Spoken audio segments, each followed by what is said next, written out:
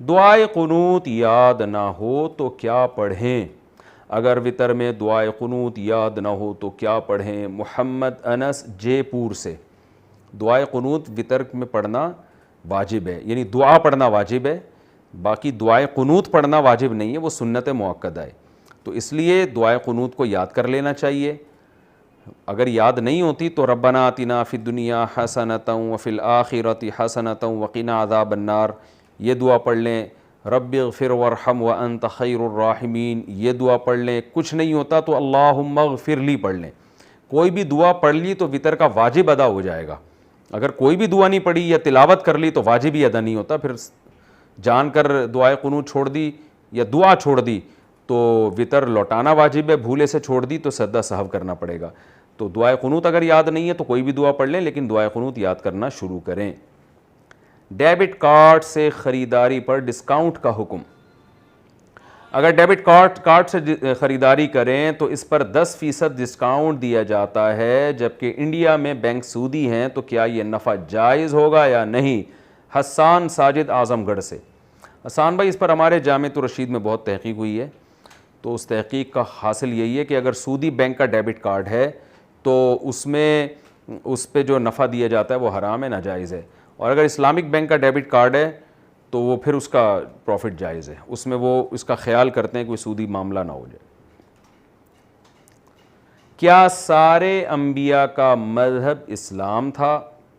میں نے سنا ہے کہ نبی کریم صلی اللہ علیہ وسلم سے پہلے جتنے انبیاء کرام آئے تھے ان کا دین اسلام نہیں تھا اور وہ مسلمان نہیں تھے، کیونکہ انہوں نے لا الہ الا اللہ محمد الرسول اللہ نہیں پڑھا تھا۔ کیا یہ بات صحیح ہے؟ مسز محسن اسلام آباد سے۔ دیکھیے، اسلام ایک تو ٹرم ہے، اصطلاحی لفظ ہے، اس اعتبار سے تو محمد صلی اللہ علیہ وسلم کے دین کو اسلام کا نام دیا گیا ہے، جیسے کہ قرآن میں آتا ہے ان الدین عند اللہ الاسلام، دین اللہ کی نظر میں صرف اور صرف اسلام ہے۔ ایک اور جگہ آتا ہے وَمَن يَبْتَغِ غَيْرَ الْإِسْلَامِ دِينًا فَلَن يُقْبَلَ مِنْهُ، جو اسلام کے علاوہ کسی اور مذہب کو دین کے طور پہ اختیار کرے گا تو قیامت میں ہرگز قبول نہیں ہوگا۔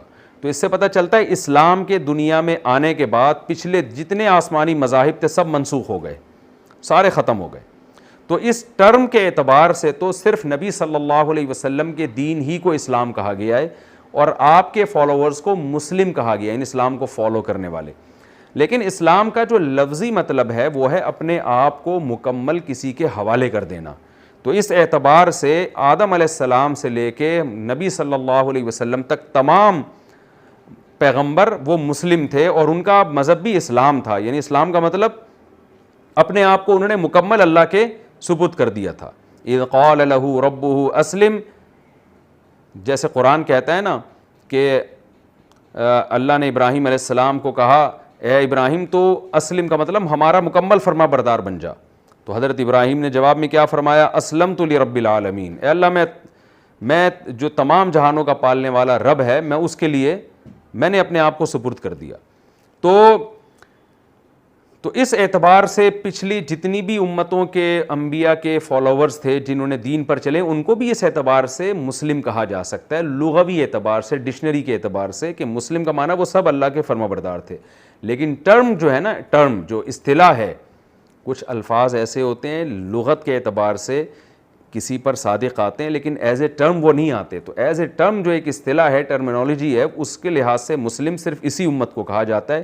اس سے پہلے والی امت لغت کے اعتبار سے مسلم تھی کہ انہوں نے اپنے آپ کو اللہ کے حوالے کیا، فرما برداری کی، لیکن ان کا نام مسلم نہیں تھا، نام ان کا کسی کا عیسائی مذہب تھا، دین نصارہ کہا جاتا ہے، یہودیت کہا جاتا ہے، اس طرح سے ان کے مذہب کے نام دوسرے تھے۔